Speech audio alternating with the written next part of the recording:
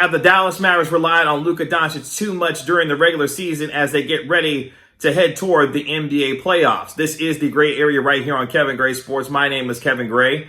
You can find me on Twitter, Facebook, and Instagram at Kevin Gray Sports. Be sure to hit that subscribe button for all things Kevin Gray Sports here on YouTube.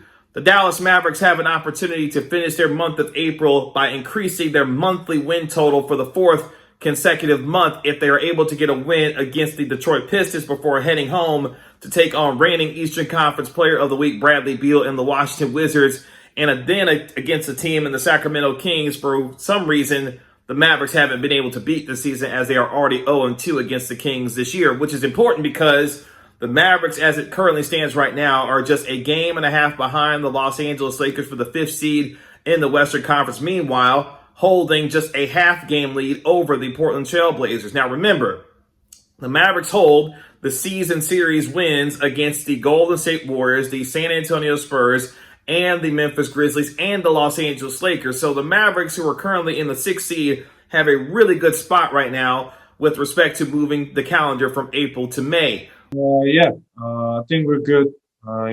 Obviously in the season, you're going to have ups and downs, of course. It's been a strange season. There's a lot of games, and with all the COVID. But I think we're in a good spot right here. Right now, 34-27 on the season, 18-13 on the road, have an opportunity to move to a season-high 8 games above 500 against a Pistons team that will have no Corey Joseph, no Mason Plumlee, and no Jeremy Grant, who are all out due to injury. So, for the Mavericks, this is an opportunity if you want to rest Luka Doncic, because you should be able to beat the Pistons without Jeremy Grant, Mason Plumlee, and Corey Joseph. But at the same time, I understand that the Mavericks, who are hoping to get Kristaps Porzingis back here soon, who's been dealing with a left ankle sprain, also Josh Richardson, who's been dealing with left hamstring tightness, to be able to have an opportunity to continue to try and ascend toward the 5th seed of the Western Conference and really lock themselves into a nice playoff position where if the season were to end today and the Mavericks were in the 5th seed, they would be playing the 4th seeded Denver Nuggets, which they've had some success against the Nuggets this season. But I digress, because this is about Luka Doncic. Luka Doncic this year averaging nearly 29 points per game, nearly 8 rebounds, nearly 9 assists a night for the Mavericks, but has a usage rate of 35.8%. That is a full 1.2 percentage points higher than Bradley Beal, who sits number 2 as far as usage rate is concerned in the NBA this season. Luka Doncic is the only player who is creating more than 50 points per game for his team and has scored or assisted on 47% of the Mavericks' points per game this season. That's a heavy load for the 22-year-old first-team All-NBA performer from a year ago. And given what the Mavericks have had to climb themselves out of, at one point losing 6 consecutive games, at one point 10 out of 13, 9-14 in the Western Conference, 14th place in the Western Conference, this is a team that's had to climb out of a really bad stretch at times during this season, to the point where they did go 19-7 during a 26-game stretch after they had gotten blown out on their home floor by the Golden State Warriors. Capped now by what they did against the Golden State Warriors, going on a 28-0 run and blowing the doors off of Stephen Curry and the Warriors by 30 just the other day. So it's been a really up and down season for this Mavericks team, who had a lot of expectations coming into it this year. But now, as the calendar gets ready to turn from April to May, this team needs to put itself in the best position to, number one, obviously secure a top 6 seed in the Western Conference, but at times find themselves, if they can, be able to rest Luka Doncic. And you say, Kevin, now, you were the one that said that you need to turn Luka Doncic and Kristaps Porzingis loose, and you're absolutely correct. I said that. That was when they were in the doldrums, not finding themselves in the top 6 of the Western Conference. But when you have games and opportunities like this, where you have the second easiest schedule in all of the NBA, there may be opportunities at times to find ways to rest Luka Doncic, if you can. Because let's be honest here. The Mavericks haven't earned themselves the right to have the best decision-making and judgment be given the benefit of the doubt when it comes to resting Luka Doncic and Kristaps Porzingis, given the ways that they have played down to their competition this season. This is still a team that is under 500 when it plays against teams that have records of 500 or worse this season. So they haven't earned any kind of benefit of the doubt when it comes to resting Luka Doncic or Kristaps Porzingis, given the struggles that they have beset themselves in when they're playing against teams that have a 500 record or worse, i.e. when they play against teams like the Detroit Pistons or the Sacramento Kings, any number of teams where the Dallas Mavericks have at times played down to their competition. This season, Luka Doncic is leading the NBA in terms of time of possession, averaging nearly 9 minutes per game holding the basketball. That's tops in the league. So the ball is constantly in his hands. We've seen over the last couple of weeks him have a problem with turnovers and turning over the basketball a little too much. But again, that's a function of him holding the ball and having the ball for the majority of the time that he does because of the amount of playmaking that he has to do for everybody else.